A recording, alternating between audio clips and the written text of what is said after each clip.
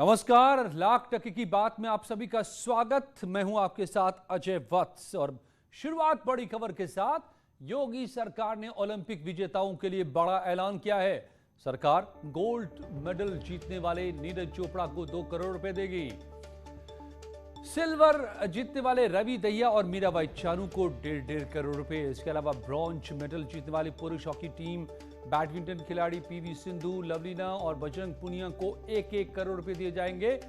इसके साथ ही महिला हॉकी टीम को सरकार सम्मानित करेगी।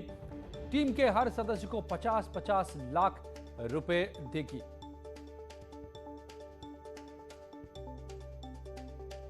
नोटों की बारिश।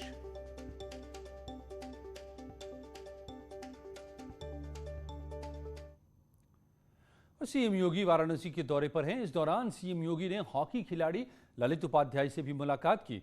सीएम ने उन्हें सम्मानित किया। सीएम ने ललित को शॉल और भगवान गणेश की मूर्ति दी। इसके साथ ही सीएम ने ललित का मेडल देखा और उनकी टी शर्ट भी देखी। बता दें कि ओलंपिक्स में पुरुष हॉकी टीम ने ब्रॉन्ज मेडल जीता है, जिसका हिस्सा रहे हैं ललित उपाध्याय।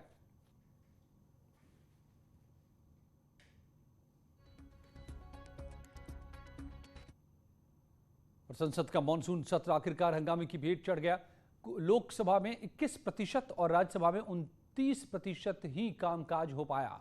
इस बार जासूसी, कृषि कानून और महंगाई जैसे मुद्दों पर सड़क से लेकर संसद तक संग्राम देखने को मिला। बुधवार को केंद्रीय मंत्री पीयूष गोयल, अर्जुन राम मेघवाल, धर्मेंद्र प्रधान, भूपेंद्र यादव, वी मुरलीधरन, अनुराग ठाकुर, मुख्तार अब्बास नकवी और प्रहलाद जोशी ने प्रेस कॉन्फ्रेंस की। इस दौरान सभी मंत्रियों ने विपक्ष के आरोपों को सिरे से खारिज कर दिया और उन्हें झूठा बताया। जिन महिला सांसद का आरोप लगाया जा रहा है उनका तो फुटेज सामने आ गया। वो तो बल्कि उसका उल्टा है, वो तो खुद मार्शल के साथ हाथापाई कर रही है और जो महिला मार्शल है उसके साथ बाकी सांसद कैसे किस प्रकार से व्यवहार कर रहे हैं। क्या किसी भी सांसद को ये आचरण शोभा देता है? केंद्रीय मंत्रियों ने कहा कि विपक्ष के आचरण से संसद की गरिमा को ठेस लगी है और विपक्ष पर कार्रवाई होनी चाहिए। सभी पार्लियामेंट्री सिक्योरिटी सर्विस के मार्शल और स्टाफ से अनाप शनाप झूठे आरोप आज लगाने की कोशिश कर रही है कि आउटसाइडर्स वो not part of parliamentary security वो प्रोसेस। ये सब मेन इश्यू से डाइवर्ट करके उनके ऊपर एक्शन ना हो, इस डर के कारण विपक्ष ने आज ये पूरा नाटक रचा। राहुल गांधी जी स्टेटमेंट दिया है and he has told that all session murder of democracy. उन्होंने क्या क्या किया, उन पार्टी ने क्या किया, लोकसभा में राज्यसभा में कैसे उनका व्यवहार था, ये सब देश देख रही है। I demand if they have little sense of responsibility and democracy, they should apologize to the country. जिस तरह की घटना, जिस तरह का अपराध, जिस तरह की उद्दंडता, जिस तरह की अराजकता इन्होंने संसद के अंदर की है, वो संसदीय इतिहास में आज तक नहीं देखी गई। उस पर शर्मिंदा होने के बजाय चोरी और सीनाजोरी कर रहे हैं। राज्यसभा में एक दिन पहले हुए हंगामे का एक वीडियो सामने आया। इस वीडियो में कांग्रेस की 2 महिला सांसद एक मार्शल के साथ धक्का मुक्की करती नजर आती हैं, जबकि विपक्ष ने मार्शलों पर महिला सांसदों से बदसलूकी का आरोप लगाया था। विपक्ष के साथ मार्च में कांग्रेस नेता राहुल गांधी भी शामिल हुए। विपक्ष के नेताओं ने कहा कि संसदीय इतिहास में सांसदों के साथ ऐसा बुरा सलूक नहीं किया गया। कल राज्यसभा में पहली बार इतिहास में, पहली बार इस देश की हिस्ट्री में सांसदों को मारा गया, धकेला गया, पीटा गया। तो लगा जिस तरह से मार्शल लाकर खड़े गए थे पूरी फौज, वो मार्शल कम थे उसमें, और बाहर से लोग ड्रेस पहनकर अंदर लाए। पाकिस्तान का जिक्र किया आपने? जी हाँ, मुझे लगा कि मैं पाकिस्तान के बॉर्डर पे खड़ा हूँ। हमको बाहर छोड़ते नहीं थे, अंदर हमको चेयरमैन साहब से मिलने जाना था, रोक कर रखा था। ये अहंकार और गुरूर हिंदुस्तान के लोकतंत्र को गवारा नहीं है। शरद पवार जी ने जिस पीड़ा के साथ एक बात कही कि 55 वर्ष में उनके पार्लियामेंट्री करियर में उन्होंने ऐसा कभी नहीं देखा, और इस तरह के दुर्व्यवहार, उसके बाद कुछ बचता नहीं है कहने को। हम तो आए हैं दिखाने के लिए कि लोकतंत्रता को आप बचाने की बड़ी जरूरी है, क्योंकि ये सरकार पार्लियामेंट में बिना बहस करके बिल्स को ऐसे ऐसे पास करके जा रहे हैं, जनता के विषय, जनता के मुद्दे को सुनने के लिए नहीं तैयार हैं, ना चर्चा करने के लिए तैयार हैं। संसद का पूरा सत्र पक्ष विपक्ष के आरोपों से भरा रहा। सत्र के अंतिम दौर में विपक्ष के हंगामे की जो तस्वीरें सामने आई वो हैरान करने वाली थी। और कांग्रेस सांसद राहुल गांधी समेत कांग्रेस के कई नेताओं ने ट्विटर अकाउंट्स को लॉक किए जाने को लेकर पार्टी और माइक्रो ब्लॉगिंग साइट के बीच विवाद बढ़ता जा रहा है।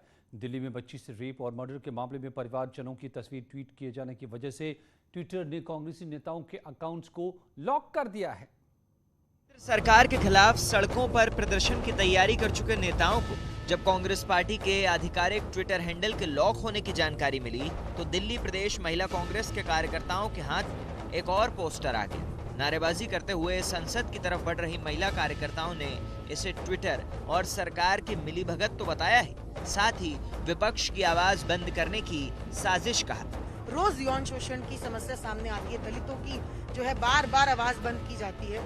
कितने लोगों को सजा हुई, और अगर इस बात को राहुल गांधी जी ट्विटर पर लिखते हैं, अगर इस बात को आईएनसी इंडिया के लीडर्स ट्विटर पर लिखते हैं, तो उनके ट्विटर अकाउंट को लॉक कर दिया जाता है। कांग्रेस की तरफ से दावा किया गया कि उसके ट्विटर अकाउंट को लॉक कर दिया गया है।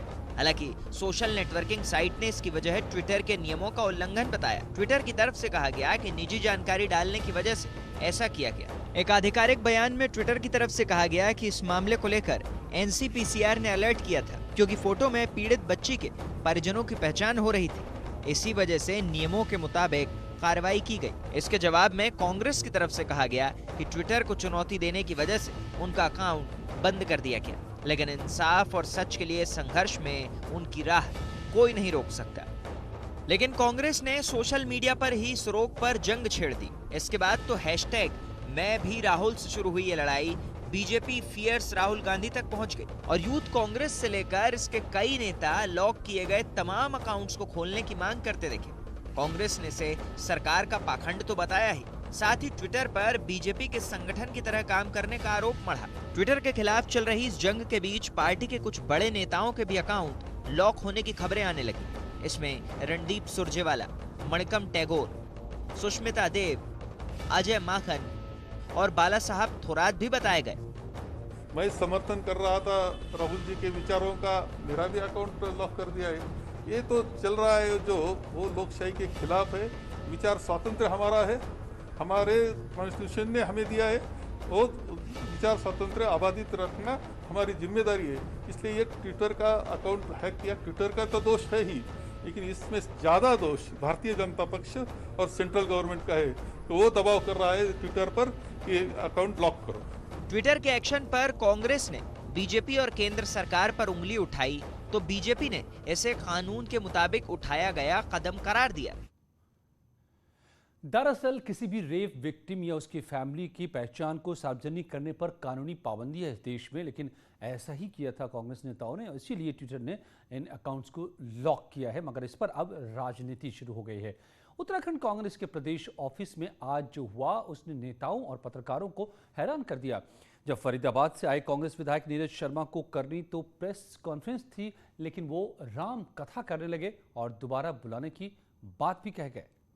किसी पे कोई प्रहार नहीं करता, किसी पे कोई प्रहार नहीं करता, किसी पे कोई प्रहार नहीं करता, किसी पे कोई प्रहार नहीं करता। ये है फरीदाबाद के कांग्रेस विधायक नीरज शर्मा। विधायक जी उत्तराखंड आए तो कांग्रेस नेताओं और प्रवक्ताओं ने सोचा लगे हाथ जोरदार प्रेस कॉन्फ्रेंस करवा ली जाए और रेखा आर्य से लेकर पिछले मुख्यमंत्रियों को निशाने पर लिया जाए। लेकिन विधायक जी ने कह दिया कि वो किसी पर प्रहार नहीं करते, राम कथा आती है वही कर सकते हैं। करीब 15 मिनट तक फरीदाबाद के विधायक नीरज शर्मा राम कथा और चौपाई करते रहे और फिर जब पत्रकारों ने पूछा कि उत्तराखंड आकर प्रेस कॉन्फ्रेंस का उद्देश्य क्या था, तो कांग्रेस विधायक ने क्या जवाब दिया, आप भी सुनिए।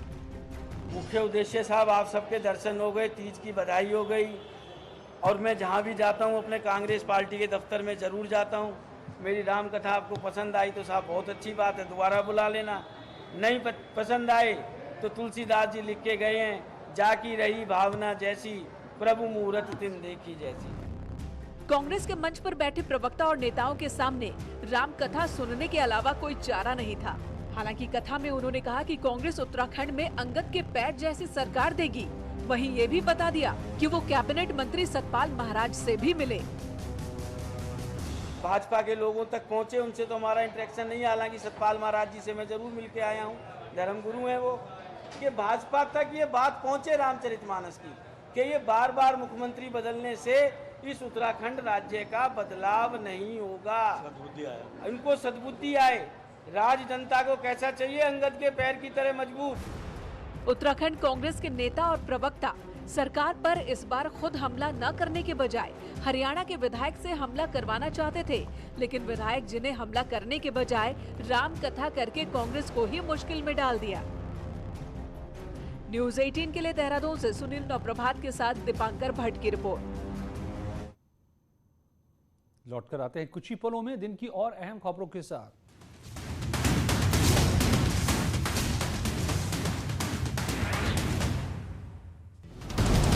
रिलायंस फाउंडेशन ने केरल सरकार को 2.5 लाख कोविड वैक्सीन दी है ताकि प्रदेश में वैक्सीनेशन में तेजी लाई जा सके। रिलायंस के एक प्रतिनिधिमंडल इससे जुड़ा एक लेटर मुख्यमंत्री पिनराई विजयन को सौंपा। इसके लिए विजयन ने धन्यवाद दिया और कहा कि रिलायंस फाउंडेशन की एकजुटता का इशारा निस्संदेह राज्य के टीकाकरण अभियान को मजबूत करेगा। रिलायंस फाउंडेशन की संस्थापक अध्यक्ष नीता अंबानी ने कहा कि लोगों को वायरस से बचाने के लिए सामूहिक टीकाकरण सबसे प्रभावी तरीका है। वैक्सीन की डोज गुरुवार को कोच्चि पहुंची और केरल चिकित्सा सेवा निगम को सौंप दी गई।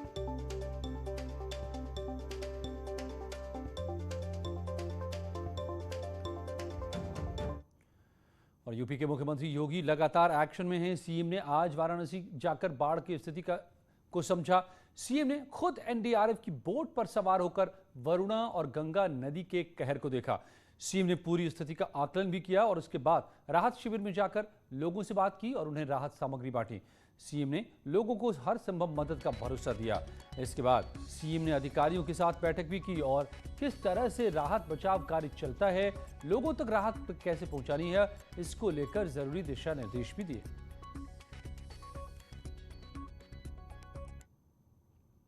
तो कुछ ही पलों में जारी है यहाँ खबरों का सिलसिला। नमस्कार।